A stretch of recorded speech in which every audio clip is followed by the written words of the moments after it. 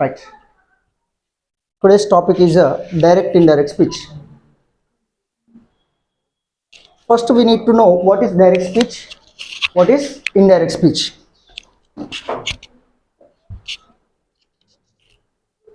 Raju is a person, Rani is a person, right?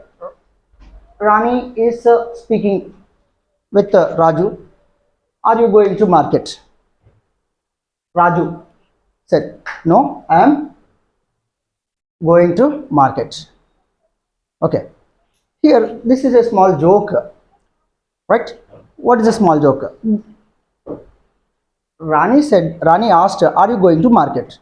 Raju could not hear properly. Maybe he is deaf or he did not mind the words. He said, no, I am not going. I am going to market, he said.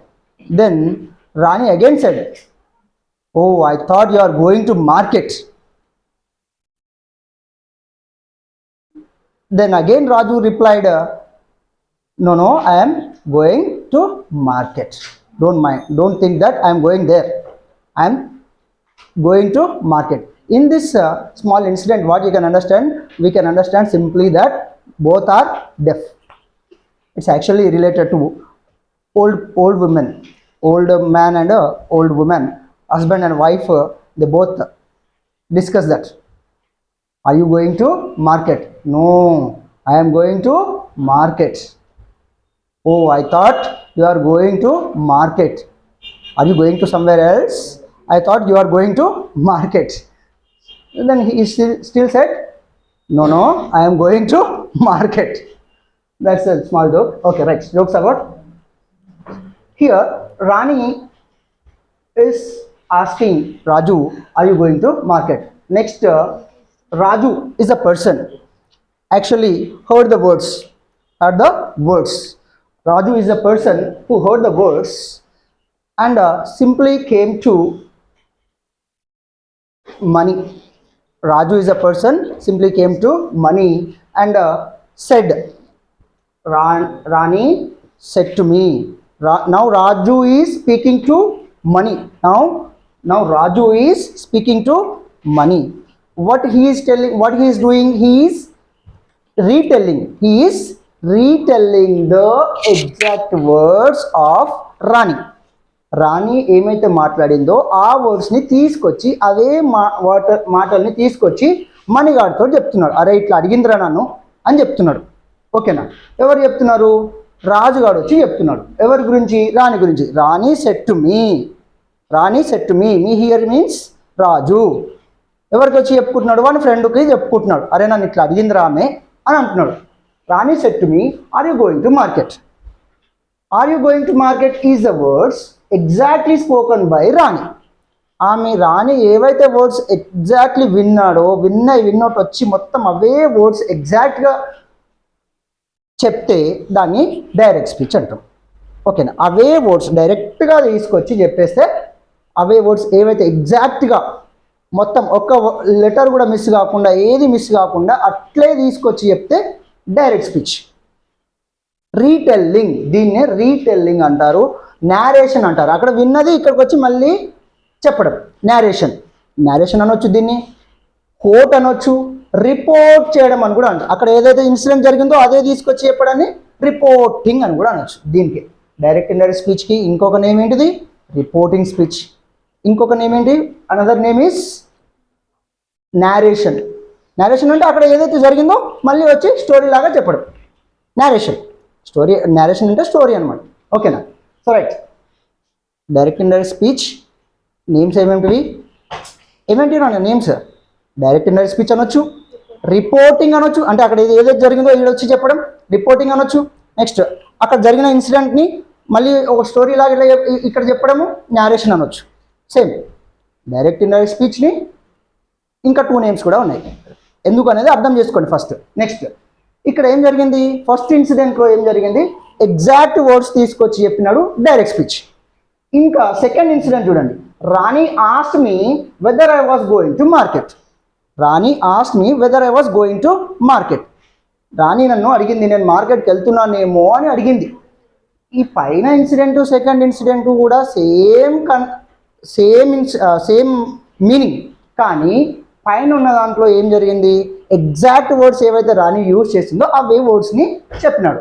ఈ second ఇన్సిడెంట్లో ఏం జరిగింది అంటే ఇక్కడ అతను own వర్డ్స్లో, అంటే అతని మైండ్లోకి ఎలా గుర్తుకుంటే అలా అతను ఎట్లా రిసీవ్ చేసుకున్నాడు దాన్ని బట్టి ఆయన ఓన్గా చెప్పినాడు. ఈ ఓన్గా చెప్పేటప్పుడు కొన్నిసార్లు కొన్ని ఎక్స్ట్రా వర్డ్స్ యాడ్ కావచ్చు, కొన్నిసార్లు కొన్ని వర్డ్స్ మిస్ కావచ్చు. ఇది ఇండైరెక్ట్ స్పీచ్. ఇండైరెక్ట్ స్పీచ్ అంటే నా ఓన్లో నేను చెప్పే పర్సన్ని ఎవరైతే ఉంటారో అతనికి ఎలా కన్వీనియంట్గా ఉంటే అలా అతని ఓన్ వర్డ్స్లో చెప్పడం. ఎక్స్ట్రా చేసి చెప్పవచ్చు, లేదంటే తగ్గించి కూడా చెప్పవచ్చు. So what is direct and indirect speech? Direct and indirect speech means retelling the exact words direct. Retelling in speaker's own words. In this case, what you need to understand, the foremost important thing is that retelling is very very important. ఒక దగ్గర ఒక incident జరిగింది, ఆ ఇన్సిడెంట్లో ఉన్న ఒక person ఎవరో కావచ్చు, ఆ ఇన్సిడెంట్లో ఉన్నటువంటి లిజనర్ మళ్ళీ వచ్చి వేరే వాళ్ళకి చెప్పడం. అక్కడ ఉన్నటువంటి లిజనర్ మళ్ళీ వచ్చి వేరే వాళ్ళకి చెప్పడం రీటెల్లింగ్. ఓకేనా? రైట్. ఎలా చెప్తున్నాడు? అక్కడ ఏవైతే వర్డ్స్ ఉన్నాయో ఎగ్జాక్ట్ వర్డ్స్ తీసుకొచ్చి చెప్తే డైరెక్ట్, కాదు నా ఓన్గా చెప్తే, అతను ఓన్గా చెప్తే indirect speech. Done? Okay. Next, to know direct indirect speech we need to focus some other topics. We have to keep in mind some other topics. We need to know what is direct indirect speech, and what other topics are related to this direct indirect speech are persons. In English, 3 persons will be there. Okay, now persons, and we also need to know sentences types. And next, compulsory, every topic needs tenses. Tenses is also very very important point to be known. Right, let's see what is persons. Persons is a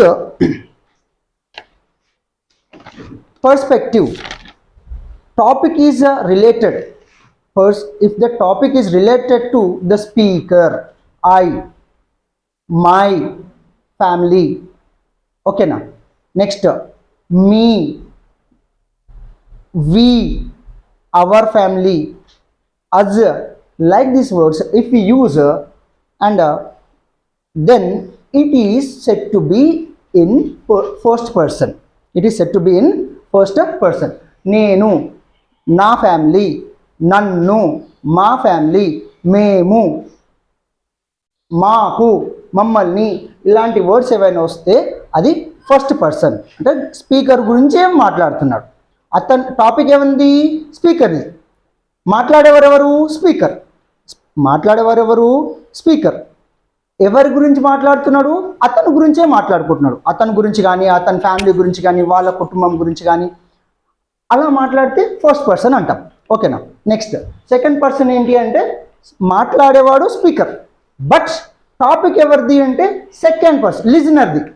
మాట్లాడేవాడు స్పీకరే, కానీ topic అతన్ని కాదు, వినేవాడి గురించి. నువ్వు ఇట్లా చేస్తే బాగుంటుంది, నువ్వు ఇంత మంచోడివి, నువ్వు అట్లాంటోడివి, నువ్వు ఇంత టాల్గా ఉన్నావు, నువ్వు ఇంత హ్యాండ్సమ్గా ఉన్నావు, ఏదో ఒకటి అతని గురించి మాట్లాడితే, అంటే లిజనర్ గురించి మాట్లాడితే, లిజనర్ గురించి స్పీకర్ మాట్లాడితే అది ఏమవుతుంది? సెకండ్ పర్సన్ అవుతుంది.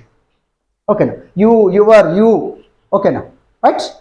నెక్స్ట్, ఇందులో సింగులర్ ప్లూరల్ రెండు కూడా యూనే. ఇక్కడ మనము ఐ, వి అని అన్నాము ఫస్ట్ పర్సన్లో, సెకండ్ పర్సన్లో సింగులర్ ప్లూరల్ ఒకటే ఉంటుంది, యూ.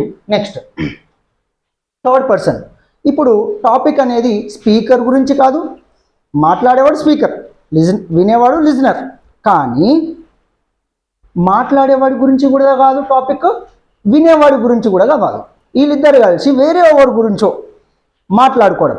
ఆ వేరే ఎవరో పర్సన్ ఇక్కడ ఉండొచ్చు, లేకపోతే ఇక్కడ లేకపోవచ్చు. ఆ ప్లేస్లో ఉండొచ్చు, లేదంటే ఆ ప్లేస్లో లేకున్నా సరే. హీ అన్నాను, he is a Nikhil, Sai Nikhil అన్నాను. ఓకేనా? ఇప్పుడు నేను సాయి నిఖిల్ ఇక్కడ ఉన్నాడు, నేను ఎవరితో మాట్లాడుతున్నా? మీతో మాట్లాడుతున్నా. So who is the speaker? I is the speaker. Who are the listeners? You are the listeners. But he అనేది మీరు లిజనర్స్ కాదు, స్పీకర్ కాదు, వేరే పర్సన్. సో ఆ వేరే పర్సన్ అనేది ఇక్కడ ఉండవచ్చు, లేదంటే ఉండకపోవచ్చు. ఇంకా ఎలా అంటే దే అన్నాను నేను, they are playing in the ground అని అన్నాను. In that case what is the topic is they. వాళ్ళు ఇక్కడ ఉన్నారా? లేరు. స్పీకర్ ఎవరు? నేను. లిజనర్స్ ఎవరు? మీరు. అట్లా టాపిక్ అనేది ఏంటి థర్డ్ పర్సన్ ఇక్కడ ఉండొచ్చు, లేకపోవచ్చు. ఓకేనా? థర్డ్ పర్సన్ సింగులర్స్ ఏమేమిటి? He, she, it, his, her, its. Next plural they, their. Next singulars him, her, it, them. ఇవన్నీ థర్డ్ పర్సన్ రిలేటెడ్. ఓకేనా? ఈ థర్డ్ పర్సన్ రిలేటెడ్. మళ్ళొకసారి పర్సన్స్ ఆర్ 3 persons. స్పీకర్ గురించి మాట్లాడితే ఫస్ట్ పర్సన్, వినే వాళ్ళ గురించి మాట్లాడితే సెకండ్ పర్సన్. ద నెక్స్ట్ వినేవాళ్ళు కాకుండా టాపిక్, స్పీకర్ గురించి కాకుండా టాపిక్, వేరే వాళ్ళ గురించి, వాళ్ళు ఎవరైనా కావచ్చు, నేమ్స్ కావచ్చు, అవి ప్రొనౌన్స్ కావచ్చు, ఎవరి గురించి అయినా మాట్లాడితే అది థర్డ్ పర్సన్. డన్? ఓకే. ఇది చాలా important to know about direct indirect speech. Persons is also very important topic, right? Okay.